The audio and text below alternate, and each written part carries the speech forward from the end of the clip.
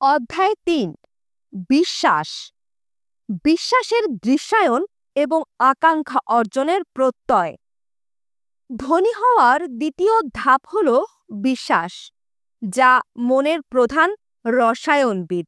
বিশ্বাসের সঙ্গে স্পন্দনশীল চিন্তার যোগসূত্র ঘটলে তা আধ্যাত্মিকতায় রূপান্তরিত হয়, ঠিক প্রার্থনার সময় যেমনটা ঘটে। বিশ্বাসের সঙ্গে চিন্তার মিলনেও তেমনি অনন্ত জ্ঞানের সন্ধান পাওয়া যায়। ইতিবাচক আবেগগুলোর মধ্যে সবচেয়ে শক্তিশালী হল বিশ্বাস, ভালোবাসা আর যৌনতা। ভালোবাসা আর বিশ্বাসের সঙ্গে আত্মার যোগ রয়েছে, আর যৌনতা পুরোটাই জৈবিক, যার যোগ শরীরের সঙ্গে। এই তিনের মিলনে চিন্তার ছন্দকে রঙিন করে তোলে এবং খুব দ্রুত অবচেতন মনে পৌঁছে। এভাবে আধ্যাত্মিকতার সঙ্গে মিলন ঘটে। কিভাবে বিশ্বাস স্থাপন শিখবেন? বিশ্বাসের সূচনা হয় অটো সাজেশন বা নিজেই নিজেকে বোঝানোর মাধ্যমে। এভাবে নিজের অবচেতন মনের কাছে একটা বার্তা পৌঁছে। কিভাবে? মনে করুন আপনি এই বইটি কেন পড়ছেন?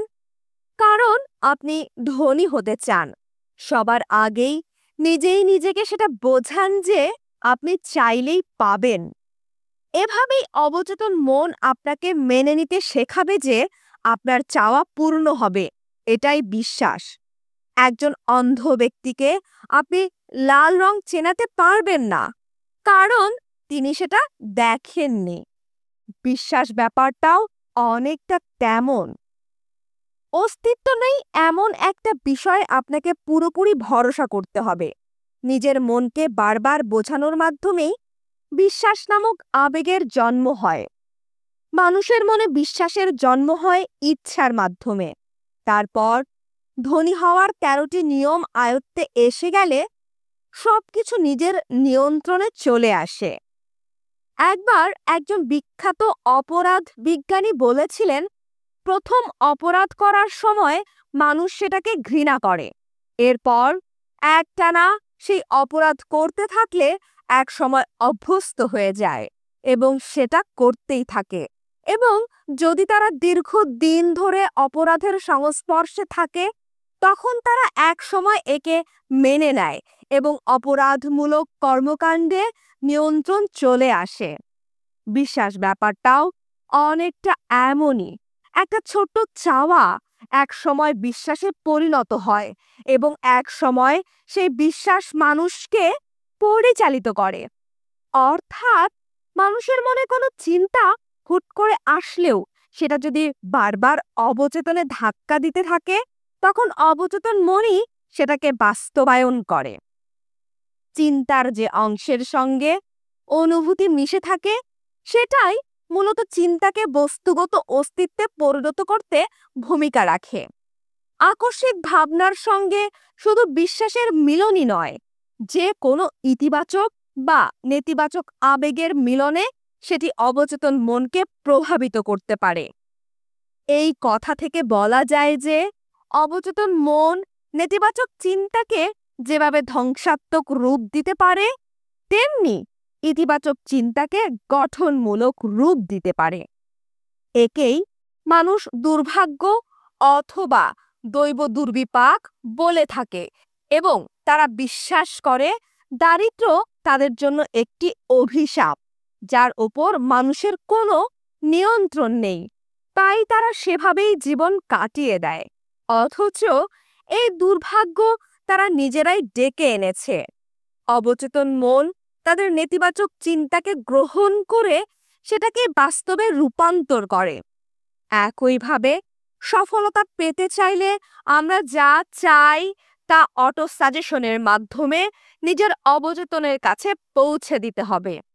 যেভাবে আমি আমার ছেলের ক্ষেত্রে কাজে লাগিয়েছিলাম, সেই একইভাবে আপনিও নিজের অবচেতন মনকে কাজে লাগিয়ে জীবনে সফলতা অর্জন করতে পারবেন। অটো সাজেশনের মাধ্যমে বিশ্বাস স্থাপন। বিভিন্ন সময়ে ধর্মতাত্ত্বিকরা মানুষকে এটায় সেটায় বিশ্বাস স্থাপন করতে বলেছেন, কিন্তু তারা বিশ্বাস স্থাপনের উপায় শেখাননি। তারা এটা কখনোই বলেননি যে বিশ্বাস মনের সেই অবস্থা যা নিজেই অটো সাজেশনের মাধ্যমে অর্জন করা সম্ভব। খুব সহজভাবে বিশ্বাস অর্জনের উপায় নিয়ে আলোচনা করব।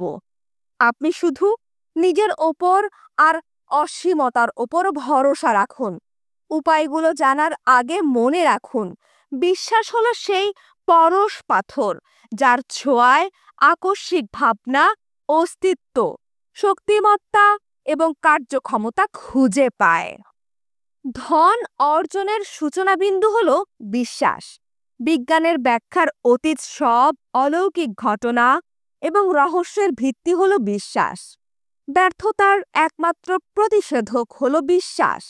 বিশ্বাসের মাধ্যমে এমন একটা কিছু আছে যা প্রার্থনার সঙ্গে মিলিত হয়ে অসীম বুদ্ধিমত্তার সঙ্গে সংযোগ ঘটায়।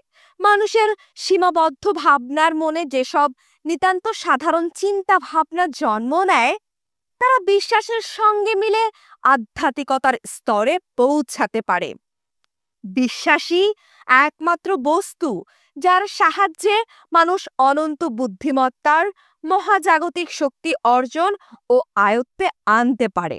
উপরের প্রতিটা বক্তব্য প্রমাণ করা সম্ভব, যা বেশ সাধারণ আর সহজেই বোঝা যাবে। বিশ্বাসের পুরো রহস্যই লুকানো রয়েছে অটো সাজেশনের মধ্যে। সত্য আর মিথ্যা যাই হোক না কেন, মানুষ কোনো বিষয় বারবার করে নিজেকে বোঝাতে থাকলে তা একসময় বিশ্বাস করতে শুরু করে। এমনকি মিথ্যাও বারবার বললে তা একসময় সত্য বলে মনে হয়। তাই বলা যায়, প্রতিটি ব্যক্তি তার চিন্তার প্রতিচ্ছবি। মানুষ স্বেচ্ছায় তার মনে যেসব চিন্তা রোপণ করে, তার সঙ্গে অনুপ্রেরণা, সহানুভূতি আর আবেগের মিশেলে এমন একটি প্রেরণাদায়ক শক্তিতে পরিণত হয় যে তা সেই ব্যক্তির সমস্ত কর্মকাণ্ডকে নিয়ন্ত্রণ করতে শুরু করে। অনেকটা বীজ থেকে মহিরুহে রূপান্তরের মতো। ইথার হলো শক্তির সেই মহাজাগতিক কম্পন যা নেতিবাচক ও ইতিবাচক উভয় ধরনের আবেগের মাধ্যমে গঠিত। এখানে সবসময়ই ভয়, দারিদ্র্য, রোগব্যাধি, ব্যর্থতা, দুর্দশার পাশাপাশি থাকে স্বাস্থ্য, সমৃদ্ধি, সাফল্য এবং সুখ। সেই সঙ্গে এখানে হাজার রকম শব্দ, সঙ্গীত আর মানব কণ্ঠ মিশে থাকে। মানুষের মন সবসময়ই ইথারের এই বিপুল সাম্রাজ্যের প্রতি আকর্ষিত হতে থাকে। এভাবেই মানুষের মনে কোনো না কোনো ভাবনা খেলে যায়। এজন্যই আপনাদের বলছি, আপনার সবচেয়ে তীব্র ইচ্ছা লিখুন এবং সেটি আত্মস্থ করুন। দিনের পর দিন এটি চালিয়ে যান, যতদিন না পর্যন্ত আপনার অবচেতন মন এই ভাবনার কম্পনের সঙ্গে মিলিত না হয়। এভাবেই অবচেতন মনে বিশ্বাস জন্ম নেবে। আত্মবিশ্বাস অর্জনের সূত্র। প্রথমত, আমি জানি যে আমি জীবনে যা চাই তা পাওয়ার সক্ষমতা আমার আছে। সেটা পেতে তাই আমি আমার মধ্যে ধৈর্য চাই, লক্ষ্য পূরণের সচেতন কার্যক্রম গ্রহণ করতে চাই এবং সেগুলো করতে আমি নিজের কাছে নিজেই প্রতিজ্ঞা করছি। দ্বিতীয়ত, আমি অনুভব করছি যে আমার মনের মধ্যে সারাক্ষণ যে চিন্তা ঘুরপাক খায় তা বাস্তবতা পেতে মরিয়া। তাই আমার লক্ষ্য অর্জনের উদ্দেশ্যে আমি প্রতিদিন 30 মিনিট ভাবব। সম্পদ অর্জনের পর যে ব্যক্তিতে পরিণত হব, সেই লোকটির কথা ভাবব আমি এই আধা ঘন্টা। তৃতীয়ত, আমরা ইতিমধ্যে অটো সাজেশনের নিয়ম শিখেছি, যেখানে বলা আছে আমরা কিভাবে সচেতনভাবে আমাদের অবচেতন মনে চিন্তা পৌঁছাতে পারি। একবার অবচেতনে পৌঁছে গেলে চিন্তারাই নিজের থেকে বাস্তবতা অর্জনের পথ খুঁজে নেবে। এর জন্য প্রতিদিন 10 মিনিট করে আমি আত্মবিশ্বাস অর্জনের জন্য নিজেকে সময় দেব ও চিন্তা করব। চতুর্থত, আমি এতদিনে আমার প্রধান লক্ষ্যের কথা স্পষ্টভাবে বর্ণনার মাধ্যমে লিখেছি। সেটা অর্জনে আমি কখনোই পিছে হাঁটব না, যতদিন না আমার মধ্যে স্পষ্টরূপে আত্মবিশ্বাস জন্মে। পঞ্চমত, আমি এটা বুঝতে পারি যে কোনো সম্পদ বা অবস্থানই আজীবন টিকে থাকে না, যদি না সেটির সঙ্গে সত্য ও বিবেচনা বোধ মেশে। আমি এমন কোনো লেনদেন করব না যার মাধ্যমে আমার সঙ্গে জড়িত সবাই উপকারিতা না পায়। আমি সাফল্য অর্জনের পথে সব ধরনের শক্তি ও প্রয়োজনীয় ব্যক্তিকে আমার পাশে চাই। আমি তাদের কাছে সাহায্য চাই, কারণ আমিও তাদের পাশে দাঁড়াবো। আমার জীবন থেকে ঘৃণা, ঈর্ষা, স্বার্থপরতা ও পাগলামির মতো নেতিবাচকতা দূর করে সব মানুষকে ভালোবাসতে চাই, কারণ আমি বিশ্বাস করি যে ভালোবাসাই সব জয় করতে পারে, নেতিবাচকতা নয়। আমি তাদের বিশ্বাস অর্জনের পাশাপাশি চাই যে তারাও আমাকে ভালোবাসুক। আমি এই সূত্রগুলো মুখস্থ করব এবং প্রতিদিন একবার করে বিশ্বাসের সঙ্গে স্মরণ করব।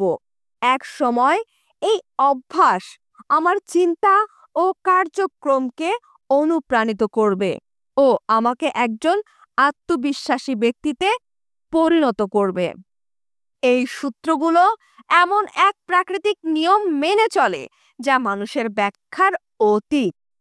এটি যুগে যুগে বিজ্ঞানীদের হতভম্ব করেছে। মনোবিজ্ঞানীরা একে অটো সাজেশন নাম দিয়েছেন। যে নামেই ডাকা হোক না কেন, এই নিয়মের বদৌলতে মানুষের প্রভূত উন্নতি সাধিত হয়, কিন্তু তার জন্য নিয়মগুলোকে গঠনমূলকভাবে ব্যবহার করতে হবে, কারণ ধ্বংসাত্মক ব্যবহারে এটি আরো বেশি ধ্বংস ডেকে আনে। অটো সাজেশনের নেতিবাচক প্রয়োগেই কেউ কেউ দারিদ্র ভুগে আত্মহত্যার পথ বেছে নেয়। এর থেকেই বলা যায় যে মানুষের মনে হঠাৎ করে আসা সব চিন্তাই নিজেকে প্রকাশের মাধ্যম খুঁজে নেয়।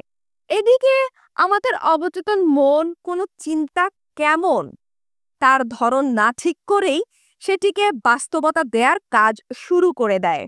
আমরা আমাদের অবচেতন মনকে যেসব চিন্তা পৌঁছে দেই সেটি তার ভিত্তিতেই কাজ করে। অবচেতন মন ভয়কে যেমন সঙ্গে সঙ্গে চিনে নেয়, তেমনি চিনে নেয় সাহস ও বিশ্বাসকেও। চিকিৎসার ইতিহাস খুঁজতে গেলে তাই ইচ্ছাকৃত আত্মহত্যার প্রচুর উদাহরণ মিলবে। আমেরিকার পশ্চিম মধ্যাঞ্চলের এক শহরে জোসেফ গ্র্যান্ট নামের এক ব্যাংকার একবার প্রতিষ্ঠানের পরিচালকদের অজ্ঞতাসারে ব্যাংক থেকে বিপুল অঙ্কের টাকা ধার করেন, কিন্তু জুয়া খেলে খেলে সেই টাকা শেষ করে ফেলেন তিনি। এক বিকেলে ব্যাংক কর্তৃপক্ষ এসে কাগজপত্র পরীক্ষা করতে শুরু করে। এই দেখে সেই কর্মকর্তা অফিস থেকে সোজা একটি হোটেলে ওঠেন। 3 দিন পর যখন সেই হোটেল কক্ষে তাকে পাওয়া যায়, তিনি বিছানায় শুয়ে ক্রমাগত বলে যাচ্ছিলেন, হে খোদা, এখন তো আমি মরেই যাব। এই অপমান আমি কিভাবে সহ্য করব? অল্প সময়ের মধ্যেই তিনি মৃত্যুর কোলে ঢলে পড়েন। চিকিৎসকরা একে মানসিক আত্মহত্যা বলে ঘোষণা দেন। বিদ্যুতের মাধ্যমে আমাদের শিক্ষা প্রতিষ্ঠানগুলোর চাকা ঘুরে চলেছে। এর সঠিক ব্যবহার যেমন উৎপাদন বাড়াচ্ছে, তেমনি সামান্য ভুলেই ডেকে আনতে পারে চরম বিপদ। ঠিক তেমনি অটো সাজেশনের চোরাগলিতে আপনি ডুবে যেতে পারেন, আবার এটি আপনার জীবনে হয়ে উঠতে পারে রৌদ্রোজ্জ্বল উপত্যকা। তাই একে গঠনমূলকভাবে ব্যবহার করুন ও আপনার জীবনকে ইতিবাচক ও সফল করে তুলুন। আপনি যদি আপনার হৃদয়কে অসীম বুদ্ধিমত্তার সঙ্গে যোগাযোগের ক্ষেত্রে ভয়, সন্দেহ এবং অবিশ্বাসে ভরিয়ে তোলেন, তাহলে আপনার অবচেতন মন সেই চিন্তা গ্রহণ করে আপনার জীবনে তার বাস্তবায়ন সেভাবেই ঘটাবে। এ কথা ঠিক 2 আর 2 4 হয়, এই বাক্যর মতোই সত্য। বাতাস যেভাবে সাগরে ভাসা একটি জাহাজকে পূর্বে নিয়ে যায় তো অন্যটিকে নিয়ে যায় পশ্চিমে, তেমনি অটো সাজেশনের নিয়ম আপনাকে হয় উপরে তুলবে, না হয় নিচে নামাবে। এটি নির্ভর করবে আপনি আপনার চিন্তার পাল কোন দিকে সেট করেছেন তার ওপর। অটো সাজেশনের নিয়ম কিভাবে কাজ করে নিচের কবিতার লাইনগুলোতে তার আঁচ পাবেন। নিজেকে পরাভূত ভাবলে তুমি তাই, নিজেকে সাহসী না ভাবলে তুমি তা পারবে না। আর তুমি যদি জিততে চাও কিন্তু ভাবতে থাকো যে তুমি পারবে না, তাহলে নিশ্চিত থাকো যে তুমি পারবে না। যদি ভাবো হেরে যাবে, তবে তাই ঘটবে। পৃথিবীতে যা কিছু আমরা খুঁজে পাই সব সাফল্যের সূচনা ঘটে ইচ্ছা থেকে। এর পুরোটাই নির্ভর করে মানসিক অবস্থার উপর। যদি তুমি নিজেকে সমাজ বহির্ভূত ভাবো, তবে তুমি তাই। উপরে উঠতে হলে তোমাকে সেভাবেই ভাবতে হবে। তোমাকে সবার আগে নিজের প্রতি বিশ্বাস রাখতে হবে, তবেই না তৈরি হবে জেতার সম্ভাবনা। জীবন যুদ্ধ সবসময় সেই পথে যায় না যে পথে শক্তিশালী ও দ্রুত বেগে ছোটে এমন মানুষ হেঁটে যায়। কিন্তু আজ হোক কি কাল, যিনি জেতেন তিনি সেই ব্যক্তি যিনি ভাবেন যে তিনি পারবেন। উপরের কথাগুলো ভালো করে লক্ষ্য করলে কবির মনের কথাগুলো বুঝতে পারবেন আর ধরতে পারবেন কবিতার মানে। আমাদের মস্তিষ্কের কোনো না কোনো কোষে ঘুমিয়ে থাকতে পারে এমন কোনো সম্ভাবনার বীজ, যার হদিস হয়তো জানি না আমরা। সেই সম্ভাবনার বীজই একদিন বৃক্ষ হয়ে পরিস্ফুটিত হবে আর আপনাকে সাফল্যের এমন উচ্চতায় নিয়ে যাবেন যা স্বপ্নেও ভাবেননি আপনি। একজন মেধাবী সঙ্গীতকারককে মোহনীয় ভায়োলিনের সুরে হয়তো জেগে উঠতে পারে আপনার মনের মধ্যে ঘুমিয়ে থাকা সেই সাফল্যের বীজ। 40 বছরে পৌঁছার আগে আব্রাহাম লিঙ্কন ছিলেন একজন ব্যর্থ মানুষ। কেউ চিনত না তাকে, জানত না তার অস্তিত্বের কথা, যদি না তার মন ও মস্তিষ্কের মধ্যে ঘুমিয়ে থাকা সাফল্যের বীজ জেগে না উঠত। অভূতপূর্ব এক অভিজ্ঞতার মাধ্যমে পৃথিবী তার অন্যতম শ্রেষ্ঠ এক সন্তানকে খুঁজে পায়। সেই অভিজ্ঞতার সঙ্গে মিশেছিল ভালোবাসা ও দুঃখবোধের মিলিত আবেগ। জীবনে সবচেয়ে ভালোবেসেছিলেন যে নারী, সেই অ্যানি মাধ্যমেই এই আবেগের মুখোমুখি হন তিনি। আমরা সবাই জানি যে ভালোবাসা নামক আবেগের সঙ্গে বিশ্বাসের যোগাযোগ। এর ফলেই ভালোবাসার মাধ্যমে তৈরি হওয়া বিশ্বাসের সঙ্গে আধ্যাত্মিকতার যোগ থাকে। এই বইটি লেখার সময় লেখক দীর্ঘদিন ধরে অসংখ্য সফল ব্যক্তির জীবনী নিয়ে গবেষণা করেছেন। নিজের জীবনের সমৃদ্ধ অভিজ্ঞতা ও সেই গবেষণার ফল বিশ্লেষণ করে তিনি আবিষ্কার করেন যে প্রায় প্রতিটি সফল পুরুষের সাফল্যের পিছনে একজন নারীর অবদান রয়েছে। ভালোবাসা নামক আবেগ মানুষের মনে ও মস্তিষ্কে এমন একটি চুম্বকীয় প্রভাব তৈরি করে যে তার কম্পন অন্য হৃদয়কেও আকৃষ্ট করে। আপনি যদি বিশ্বাসের শক্তির প্রমাণ চান, তবে বিশ্বাসের ওপর ভর করে সফল হয়েছেন এমন নারী ও পুরুষের জীবন পর্যবেক্ষণ করুন। সবার আগে মাথায় আসে নাজারিনের কথা। খ্রিস্ট ধর্ম হলো এমন একমাত্র শক্তির উদাহরণ যা বিশ্বের অগণিত মানুষকে প্রভাবিত করেছে। এর মূল স্তম্ভই হলো বিশ্বাস। মানুষ একে যেভাবেই ব্যাখ্যা করুক না কেন, যতই শাখা প্রশাখা এবং নিয়মকানুন থাকুক না কেন, শুধু বিশ্বাসের ওপর ভিত্তি করেই এটি মানুষের চিন্তাকে প্রভাবিত করে চলেছে। যীশু খ্রিস্টের জীবনের যত অর্জন ও শিক্ষার মূলে কিছু অতি প্রাকৃত ঘটনার অবদান থাকলেও তা বিশ্বাসের চেয়ে কোনো অংশে কম নয়। মানুষের মনই একে বিশ্বাস করে সত্য বলে মানে। ধর্মের শিক্ষক ও অনুসারীদের অনেকেই এই বিশ্বাসের চর্চা করে না। আসুন আমরা বিশ্বাসকে একটু অন্যভাবে বিশ্লেষণ করি।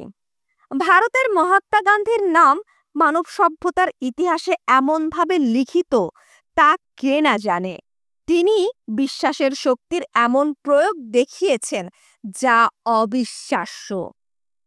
এ যুগে শক্তি বলতে যা বোঝায় তার কোনোটি এই ব্যক্তির ছিল না। না তার হাতে অস্ত্র ছিল, না অর্থ ছিল, না যুদ্ধ জাহাজ, আর না সৈন্যদল। এমনকি নিজের ঘর, টাকা বা এক সেট স্যুটকোটও ছিল না তার। তবুও তিনি যে কোনো জীবিত ব্যক্তির চেয়ে বেশি ক্ষমতাশালী ছিলেন। সেই শক্তির উৎস জানতে চান? এই শক্তির উৎস তৈরি করেছিলেন বিশ্বাসের ক্ষমতার উপর ভর করে, আর সেই বিশ্বাস তিনি 200 মিলিয়ন ব্যক্তির মনে সঞ্চারিত করতে সক্ষম হন। গান্ধী শুধু বিশ্বাসের সাহায্যেই যা অর্জন করেছেন তা বিশ্বের অধিকাংশ মানুষ শক্তিশালী সামরিক শক্তি দিয়েও অর্জন করতে পারে না এবং ভবিষ্যতেও পারবে না। সেই দিনের সূচনা কিছু ঘটেছে। মানুষ দেখেছে কিভাবে বিশ্বাসের অভাবে দুনিয়া অর্থনৈতিক মন্দায় পতিত হয়। এটা সত্য যে সভ্যতা এমন কিছু মানুষ উপহার দিয়েছে যারা এই মন্দার থেকে পাওয়া শিক্ষা কাজে লাগাতে জানেন। মন্দা চলাকালীন মানুষ দেখেছে কিভাবে ভয়ের স্রোত বিশ্ব ও অর্থনীতিকে অবশ করে দিতে পারে। এর থেকেই গান্ধীজি যেভাবে বিশ্বাসের দ্বারা রাজ্য স্বাধীন করেছিলেন, সেই শিক্ষা কাজে লাগিয়ে বিশ্বাসের দ্বারা অর্থনৈতিক সমৃদ্ধি এনেছেন অনেকেই। আমেরিকার সব বড় ও ছোট শহরে সমাজের নানা শ্রেণী থেকে উঠে আসা এই ব্যক্তিরা কেউ স্টিল প্ল্যান্টে কাজ করেছেন, কেউ কয়লা খনিতে, কেউ গাড়ির কারখানায়। ব্যবসা একটি রূপান্তর চায় যা কোনো ধরনের ভুলকে প্রশ্রয় দেয় না। অতীতের শক্তির প্রয়োগ ও ভয়ের সংস্কৃতি থেকে বেরিয়ে ব্যবসা এখন বিশ্বাস ও সহযোগিতার ওপর প্রতিষ্ঠিত। ব্যবসায় যারা শ্রম দিচ্ছেন তারা আগের মতোই শুধু দৈনিক মজুরি পাবেন না।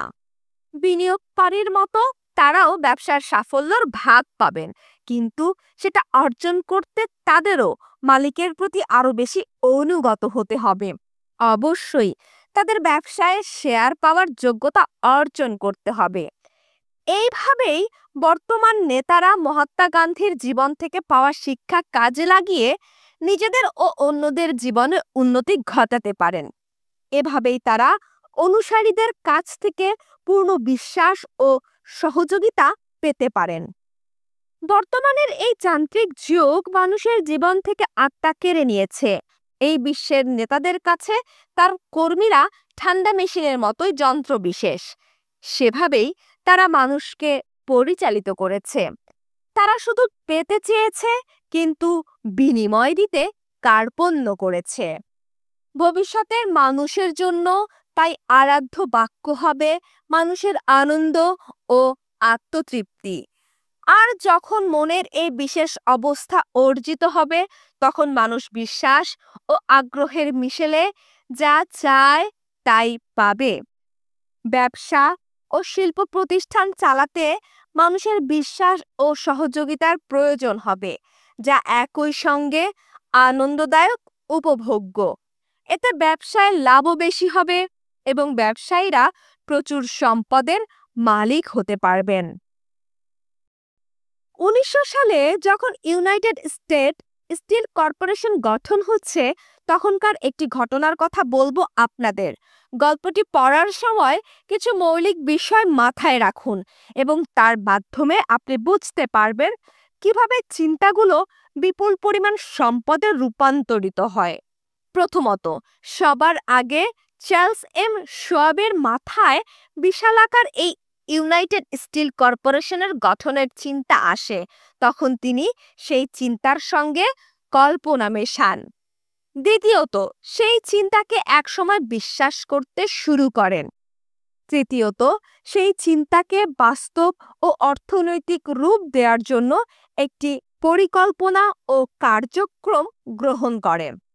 চতুর্থত, তিনি বিশ্ববিদ্যালয়ের ক্লাবে এক বক্তৃতায় সেই কল্পনাকে বাস্তবে রূপদানের চেষ্টা করেন।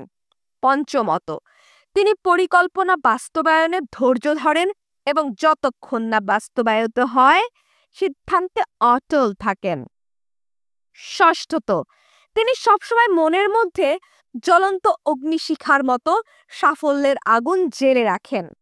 আপনি যদি তাদের মধ্যে পড়েন যারা ভাবে যে মানুষ বিপুল সম্পদ কিভাবে অর্জন করলো, তাদের জন্য ইউনাইটেড স্টিল কর্পোরেশনের এই গল্পটি হবে অত্যন্ত উৎসাহমূলক।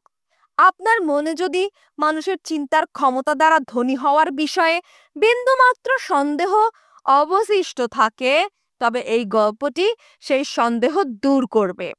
কারণ এই বইয়ে বর্ণিত ধনী হওয়ার 13টি উপায়ের মধ্যে বেশ কয়েকটি এই গল্পের মধ্যেই পরিষ্কারভাবে ফুটে উঠেছে। নিউ ইয়র্ক ওয়ার্ল্ড টেলিগ্রামে প্রকাশিত জন লাওয়েলের লেখাটি পড়লেই বিস্তারিত জানতে পারবেন। এ pretty after dinner speech for $1 billion. $1 billion সংগ্রহের উদ্দেশ্যে রাতের খাবারের পরের সেই বক্তৃতা। 1900 সালের ডিসেম্বর মাসের 12 তারিখ পঞ্চম এভিনিউ বিশ্ববিদ্যালয় ক্লাবের ব্যাংকুয়েট হলে সারা দেশ থেকে 80 জন অর্থনৈতিকভাবে প্রভাবশালী ব্যক্তি এক বিশেষ উদ্দেশ্যে জড়ো হন। তারা দেশের পশ্চিম প্রান্ত থেকে আসা এক তরুণকে সম্মান জানাতে এসেছেন। অতিথিদের আধা ডজনেরও কম সদস্য সেদিন উপলব্ধি করতে পারেন যে তারা আমেরিকান শিল্পের ইতিহাসের সবচেয়ে গুরুত্বপূর্ণ ঘটনার সাক্ষী হতে চলেছেন। যে এডওয়ার্ড সিমন্স এবং চার্লস স্টুয়ার্ট স্মিথ কিছুদিন আগে পিটসবুর্গে চার্লস এম শোয়েবের আতিথ্য গ্রহণ করেছিলেন, সেখানে পাওয়া চমৎকার আতিথেয়তায় মুগ্ধ হয়ে তারা 38 বছর বয়স্ক স্টিল ব্যবসায়ীকে দেশের পূর্বাঞ্চলের ব্যাংকিং সমাজের সঙ্গে পরিচয় করিয়ে দেওয়ার উদ্দেশ্যে সেদিনের সেই পার্টির আয়োজন করেন। তাদের মনে শোয়েবের প্রতি কৃতজ্ঞতা বোধ থাকলেও তারা চাননি যে পার্টিতে আসা নিউ ইয়র্কের অভিজাতরা যেন কোনোভাবেই বিরক্ত না হন। তারা শোয়েবকে এই বলে সতর্ক করেন যে তার বক্তব্য দামি শার্টের মধ্যে লুকানো নিউ ইয়র্কের এসব অভিজাতদের হৃদয়ে দোলা দেবে না, বরং তারা বিরক্ত হতে পারে। সে যেন 15 থেকে 20 মিনিটের মধ্যে তার বক্তব্য শেষ করে। এমনকি শোয়েবের ডান দিকে বসা জন পিয়েরপন্ট ম্যারগন খুবই অল্প সময়ের জন্য এসেছিলেন, এমনকি পরদিন সংবাদপত্রে ছাপানোর মতো উল্লেখযোগ্য ঘটনাও সেটি ছিল না। তাই দুই আয়োজক ও তার অতিথিরা 7 থেকে 8 কোর্সের খাবার শেষ করেছিলেন মনোযোগ দিয়ে। হালকা কিছু কথাবার্তা হচ্ছিল, তাও খুব বাধা ধরা কথা। একজন ব্যাংকার ও ব্রোকার এসে শোয়েবের সঙ্গে কথা বলছিলেন, কারণ তারা তাকে ভালো করে চিনত না। কিন্তু সেদিন সন্ধ্যা শেষ হওয়ার আগে সেই সমাবেশ থেকে $1 বিলিয়ন জমা হয় ও জন্ম নেয় ইউনাইটেড স্টেটস স্টিল কর্পোরেশন। ইতিহাসের জন্য এটি দুর্ভাগ্যজনক ঘটনা যে সেদিন চার্লি শোয়েবের বক্তব্যের কোনো রেকর্ড রাখা হয়নি। এর কিছুদিন পরে শিকাগোর ব্যাংকারদের সঙ্গে একই ধরনের এক মিটিংয়ে তিনি সেদিনের বক্তব্যের কিছু অংশ পুনর্ব্যক্ত করেন। এরপর সরকার থেকে যখন স্টিল ট্রাস্টের বিপক্ষে আইনি নোটিশ পাঠায়, তখন তিনি সাক্ষ্য দেওয়ার জন্য দাঁড়িয়ে কিছু বিষয় বলেন। ধারণা করা হয় সেদিনের সেই বক্তব্য অতটা উন্নত ব্যাকরণ সমৃদ্ধ ছিল না, বরং অনেকটাই ঘরোয়া ছিল। সব ভাষার সৌন্দর্য নিয়ে অতটা চিন্তিত ছিলেন না। এসব একপাশে সরিয়ে রাখলে দেখা যায় ডিনার পার্টিগুলোর পরে রীতিমতো গলিত লাভার মতো টাকা জমা হয়। কয়েকটি ডিনার পার্টি মিলিয়ে প্রায় $5 মিলিয়ন জমা হয়। যাই হোক, প্রথমবারে সেই ডিনার পার্টির থেকে আরো অনেক বিশিষ্ট ব্যক্তির মতো মানি মেশিন নামে পরিচিত মর্গ্যান খুব দ্রুতই চলে যেতেন, কিন্তু বারবার পা বদল করে বসলেও তিনি একটানা শোয়েবের বক্তব্য শোনেন। শোয়েব সেদিন টানা 90 মিনিট ধরে কথা বলেন। এরপর আরো 1 ঘন্টা ধরে নিজেদের মধ্যে কথা বলেন। শোয়েবের আকর্ষণীয় ব্যক্তিত্বের জাদু চলতেই থাকে এবং সবচেয়ে গুরুত্বপূর্ণ যা ছিল তা হলো তিনি স্টিল কোম্পানির সমৃদ্ধি সাধনে যে পরিষ্কার ও পরিপূর্ণ উদ্যোগ গ্রহণ করেন তা। এরপর অনেকেই শোয়েবকে বিস্কুট, তার এবং হুপ, চিনি, রাবার, হুইস্কি, তেল অথবা চুইংগামের কোম্পানির ক্ষেত্রে স্টিলের মতো কর্পোরেশন বানাতে বলেন। জন ডাব্লিউ গেটস নামের জুয়ারি রীতিমতো জিদ করতে থাকেন, যা শোয়েবকে বিরক্ত করে ছাড়ে। মুর ভাইয়েরা বিল এবং জিম শিকাগো স্টক জবার সরা একই সঙ্গে মিলে চেষ্টা করেন, কিন্তু তারা ব্যর্থ হন।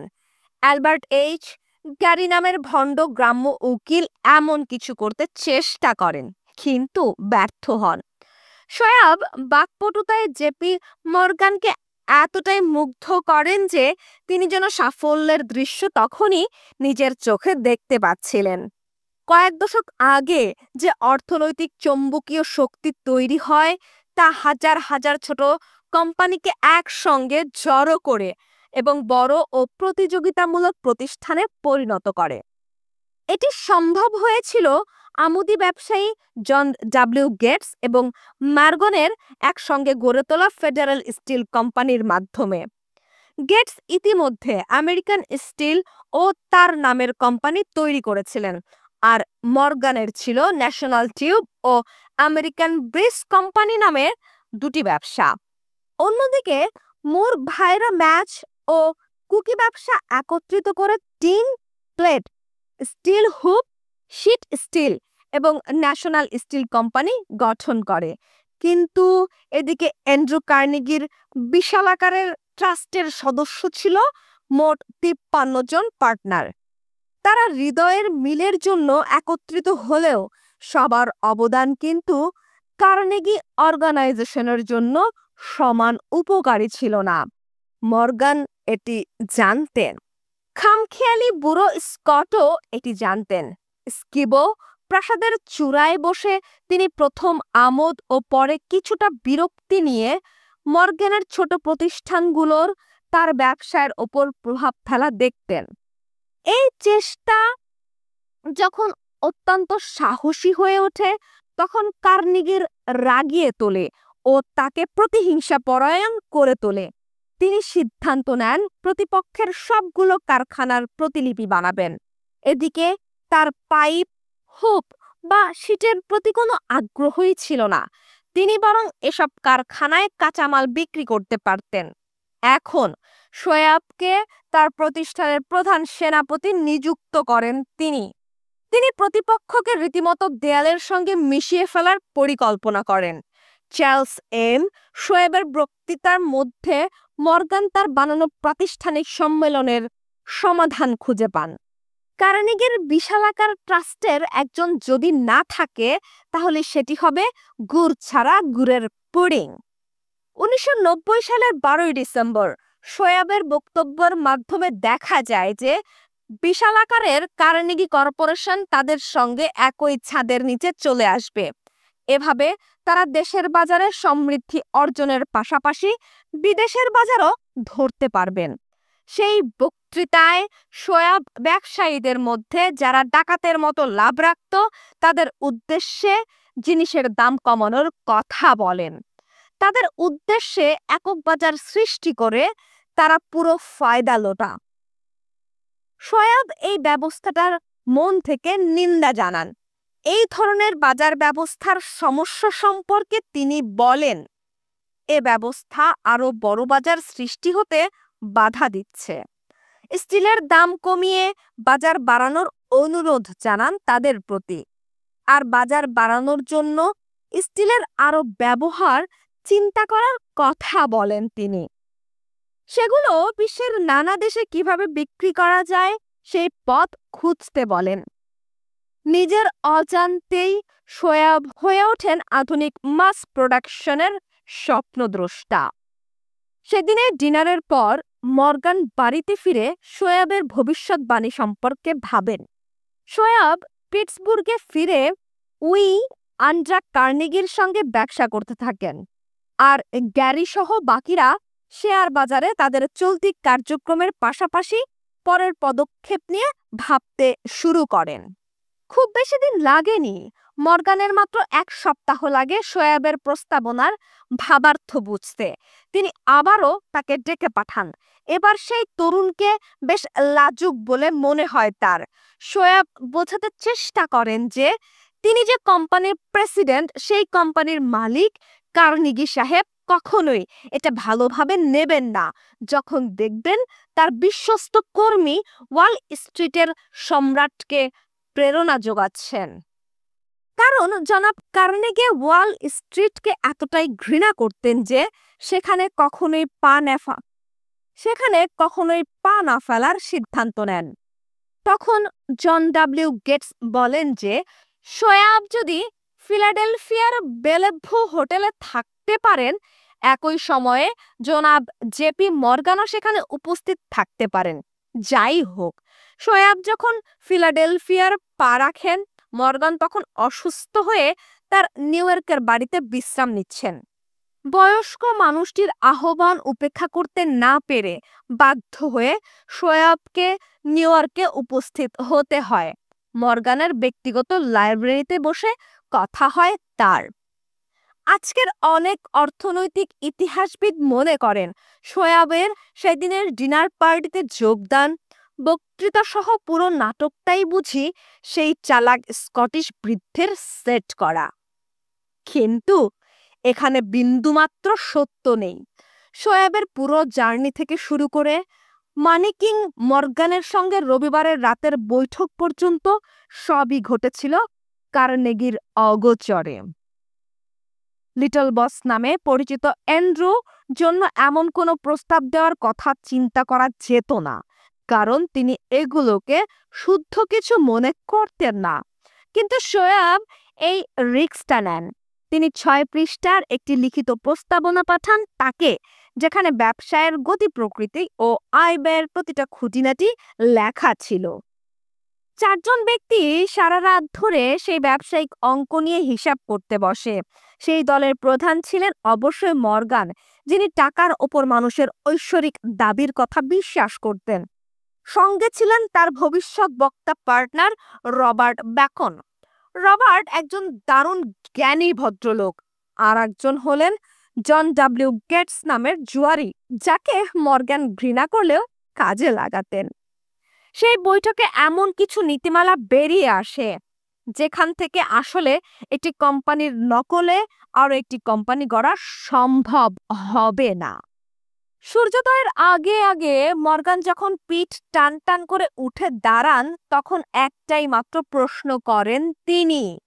শোয়েবের উদ্দেশ্যে বলেন, তুমি কি মনে করো যে তুমি অ্যান্ড্রু কার্নেগির কাছে এই প্রস্তাব রাখতে পারবে? আমি চেষ্টা করতে পারি, বলেন শোয়েব। যদি তুমি তাকে রাজি করাতে পারো তাহলে আমি এই প্রস্তাবে রাজি, বললেন তিনি। ঠিক আছে, তাই সই। কিন্তু কার্নেগি কি বিক্রি করতে রাজি হবে? কত চাইতে পারে তিনি? শোয়েব মনে মনে হিসাব করেন। কিভাবে টাকাটা দেবেন তিনি? সাধারণ নাকি নিজের পছন্দের কোনো শেয়ারের মাধ্যমে, বন্ড নাকি নগদ? কেউই নগদ $3 বিলিয়ন দিতে পারবে না। জানুয়ারিতে ওয়েস্টচেস্টারে গলফ খেলার আয়োজন শুরু হয়। ঠান্ডা থেকে বাঁচতে অ্যান্ড্রু যেখানে একের পর এক শীতের কাপড় গায়ে চাপাচ্ছিলেন, শোয়েব তখন তার উৎসাহ বাড়াতে ব্যস্ত। কিন্তু কার্নেগি কটেজের উষ্ণতায় বসে আলোচনা শুরু করার আগে পর্যন্ত ব্যবসা নিয়ে কোনো আলোচনা শুরু হয়নি। শোয়েব তখন কার্নেগিকে সব বলেন, ঠিক সেভাবে যেভাবে তিনি ইউনিভার্সিটি ক্লাবের ব্যবসায়ীদের মুগ্ধ করেছিলেন। তার বলা শেষে কার্নেগি একটা কাগজের টুকরো নেন এবং তাতে একটা টাকার অঙ্ক লিখে বলেন, ঠিক আছে, আমার এই দামে বিক্রি করব। অঙ্কটি ছিল $4 বিলিয়ন, যা শোয়েবের ধারণার উপরে ছিল। পরে কার্নেগি তাকে বলেন তখন যদি তিনি আরো 100 কোটি টাকা দিতেন। চারদিকে একটা শোরগোল পড়ে যায়। একজন ব্রিটিশ করেসপন্ডেন্ট জানান, এই বিশাল ব্যবসায়িক সংযুক্তি দেখে সারা বিশ্বের স্টিল বাজার হতভম্ব হয়ে গেছে। ইয়েলের প্রেসিডেন্ট হ্যাডলি ঘোষণা দেন যে রাষ্ট্রপক্ষ যদি এই ট্রাস্টকে নিয়ন্ত্রণ না করে তাহলে আগামী ২৫ বছরের মধ্যে ভি কোম্পানি ওয়াশিংটনের সম্রাট হিসেবে আবির্ভূত হবে। সেই সংযুক্তি থেকে কার্নেগি যেমন মিলিয়ন মিলিয়ন ডলার কামান, সেই সঙ্গে মর্গান সিন্ডিকেট কমিয়ে নেন ৬২ মিলিয়ন ডলারে। এখানে যোগ দেয়া প্রত্যেককে ভি বয়েজ নামে ডাকা হতো, যাদের প্রত্যেকেই কয়েক মিলিয়ন ডলার আয় করেন। ৩৮ বছরের শোয়াব তার পুরস্কার পান। নতুন এই কর্পোরেশনের সভাপতি বানানো হয় তাকে, যে পদে তিনি ১৯৩০ সাল পর্যন্ত ছিলেন। বিশাল আকারের ব্যবসা, যে নাটকীয় গল্প আপনি শুনলেন, তা এই বইয়ে রাখার উদ্দেশ্য আপনাদের সামনে ইচ্ছার মাধ্যমে টাকা উপার্জনের বাস্তবতা প্রদর্শন করা। আমি ধরেই নিয়েছি কিছু পাঠক ইচ্ছা বাস্তব আকার ধারণ করে এই বক্তব্য বিশ্বাস করবেন না। সন্দেহাতীতভাবে অনেকেই বলবেন আপনি শূন্য থেকে কিছু গড়তে পারবেন না। তাদের জন্যই ইউনাইটেড স্টেটস স্টিলের গল্প। একজন ব্যক্তির মনে এই স্বপ্নের অস্তিত্ব ছিল, তার বিশ্বাস, তার ইচ্ছা, তার কল্পনা, তার অধ্যাবসায়ই ইউনাইটেড স্টেটস স্টিলের একমাত্র উপাদান। স্টিল মিল ও মেকানিক্যাল যন্ত্রপাতি এই কর্পোরেশনের আয়ত্তে চলে আসে, আর এর মোট মূল্য দাঁড়ায় ৬০০ মিলিয়ন ডলার, যার পরিচালনা পর্ষদে ছিল একটাই ম্যানেজমেন্ট।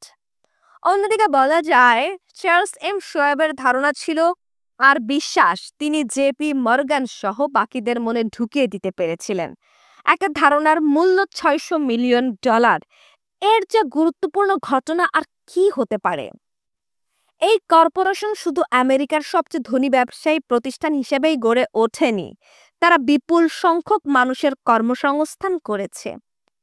সম্পদ অর্জনের সূচনা ঘটে কল্পনা থেকে। যার মনে এই চিন্তা আসে, তার চিন্তার মাধ্যমেই সেই সম্পদের মূল্য নির্ধারিত হয়। অর্থাৎ তিনি যা ভাববেন তাই উপার্জন করতে পারবেন।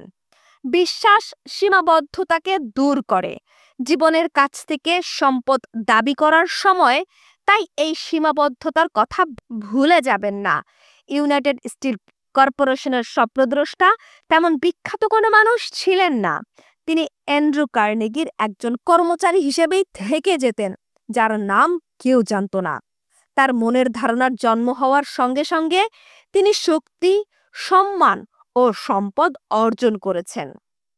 তাই বলা যায়, ধারণার কোনো সীমাবদ্ধতা নেই।